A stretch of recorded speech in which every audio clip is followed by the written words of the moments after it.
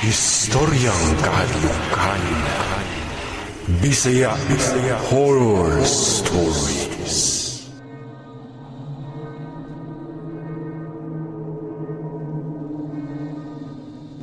Maayong adlaw, istoryang kahadlukan. Gusto lang unta na ako i-share ang ako ang kaagi kadtong nakasuway ko og Holy Week didto sa probinsya namo. Ako day si Rona, og proudly probinsyana nga babayi. Di na lang nako isulti kung taga-asa ko. Naana jud mi nga magbuhat og binignit taga Holy Week. Unya kay lagi, kinahanglan man gyud ang kaguran aron makabinignit, di ba? Wala man mi kaguran. Mo atong time gisugo ko sa akong nanay nga manghuwam ko sa ilang insitalya. Si insitalya kay tigulang na og edad-edaran. Unya na po istorya-storya nga gidungog siya nga ungo kuno kay kusgan kuno gihapon kaayo. Wala ko mo judge ha, pero maoy sulti-sulti sa mga taga-amua. Gisugo ko ni mama ato paingon sa ilaha aron makabuhat na mi sa binignit. Nahibulong naman lang ko dihang paduol na ko ato sa ilaha. Nakakita ko og langgam, itom ang kolor ni ini ug pertig yung pagkadakua. Gatuo ko og manok o agila bato. Unsa kaha? Kusog kaayo kini nga milupad ug galit lang misakdap kini katubangan sa ako ug hinungdan nga mao hinoy akong pagkapuling sa mata. Gitawag ko ni Insitalia ato ug naglugod ko sa ako ang mata. Kalit lang miingon siya nga, unsa gali ay moang nakita, ayo og sulti-sulti maski kinsa ha. Nang limbawt akong balahibo ato, pagkasulti niya. Ug naa siya giyam-yam ato nga mga pulong nga dili na ko masabtan. Murag iyang giyam-yam sa ako nga malimot ko sa ako ang mga nakita. Naulian na lang ko sa akong kagalingon ato nga nagdala na ko sa kaguran pabalik sa amua nga mura wala bitoy nahitabo. Dako na kong kahibulong ato nga kapadulong na ko sa amua nga wala pa man kong nagstorya kang insi nga unsay-unsay tuyo na ko sa iyaha. Apan gabit-bit na ko sa kaguran na hinuon. Misulti ko kang mama kabayin sa nahitabo na ko ug di gyud mo tuo si mama sa ako Pero confident gyud ko ato nga mura gyud og giiris ako ang hunahuna sa pagyamyam ni Insitalia diri kanako.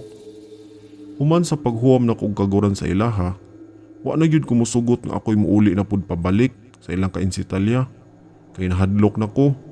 Kay basin unsa na sad niya yung mahitabo sa ako Nipasangin na lang ko nga galaay nang ako ang tiyan ato. Di na ko kaya nga mulakaw pa. Uwahay na nina ko nga nahibaw-an nga gilimot gyud ang Insitalia ang akong hunahuna tungod atong gipanulti niya nga dili masabdan. Nakahibalo na lang ko dihang pila ka buwan human sa Semana Santa namatay siya kay giatake kuno sa kasing-kasing. Mibalik sa akong hunahuna ang gibuhat niya diri kanako. Ug di gyud nako malimtan kung unsa to ang dako nga langgam nga gagikan sa ilaha. Bisan silang mama nako nakabantay nga murag naay dako nga maglupad-lupad ing kagabi pero di daw sila makatag-an og unsa to. Nahilom na ang istorya dihang nawala na si Insitalia. Umato ang hinungdan ngano ni palit na lang mi og amo ang kaguran ug diri na lang kutob ang akong istorya ug daghang salamat sa pagbasa. Istoryang kahadlukan.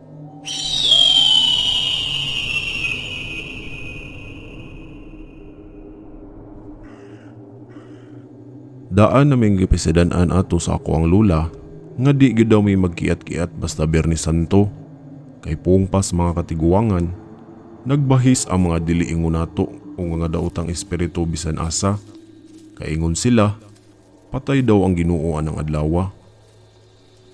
Ako day is Edison ug tubong taga Davao. Gusto lang unta na akong i-share sa inyo ang experience nako kadtong batan-on pa ko mga kaistorya.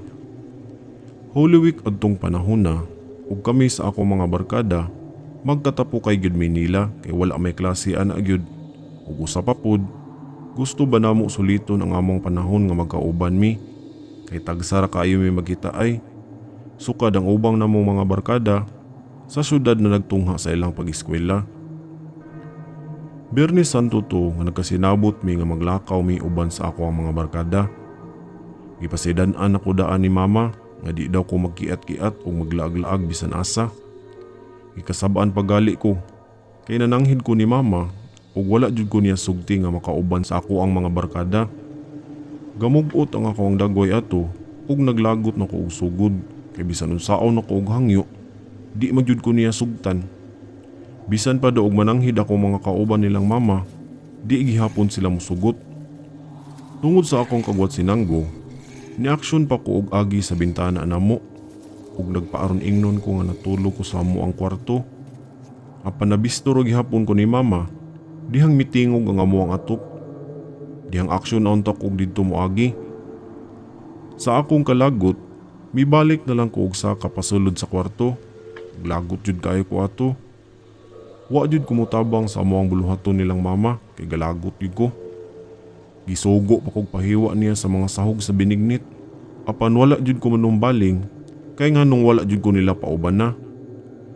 Nagbukot-bukot na lang ko ato sa habol bisan init kaayo tong panahona ug wa jud ko nakabantay nga nakatuog na deko. Nakamata na lang ko nga gipukaw ko ni mama. Naratol kaayo siya pagsulti sa akong pangalan. Dito pasaka pa sa kwarto. Gasigisig ingon sa akong pangalan ug nahibuong ko nga gigakos ko niya ug miingon siya nako og galit. Nga maayo gyud nga wala ka mauban nilang Robert dong. Ngano man tuod ma? Maunali ako ang pangutana. Silang Robert na disgrasya sa highway kay gamotor-motor man, yun ang samad-samad hinoon ug naangol silang tanan. Kay pung pa nila, naado ko ni mikalit og agi nga wa nila makiti og kinsa to. Bisiga akong mata pagkadungog sa giingon ni mama ug gigakos ko ni mama ato. Ug nagpasalamat siya nga wa gid daw taon ko muuban. Kay og nahitabo pa nga nauban ko, basin usa ko sa mga nasamadan ug naa sa ospital ato. Pila ka adlaw human sa Holy Week, kiadto nako silang Robert ato. Dako kayong misteryo ang nahitabo sa ilaha. Sa ilang pag-describe ato, babae daw nga nakaitom, kalit lang daw kaayo kini nga nilabang. Hinungdan nga nakabreak si Robert og pinakalit. Ug ang nagsunod nila nga sila si Anjo, nabangga pud sa motor ug mao hinungdan nga nangasimplang silang tanan. Maayo na lang gani kay wa gid in taon sila madayuni. Maong lesson na namong mga magbarkada, basta gali na ay Holy Week, magpuyo ra gid mi sa balay kay nahadlok na sila nga mobalik to pag-usab. Ug ako pud nahadlok pud ko mahitabo pud diri sa ako Maong pasalamat gyud ko sa ako ang mama kay bisan bungangira kaayo, gilikay gyud in taon ko niya sa disgrasya.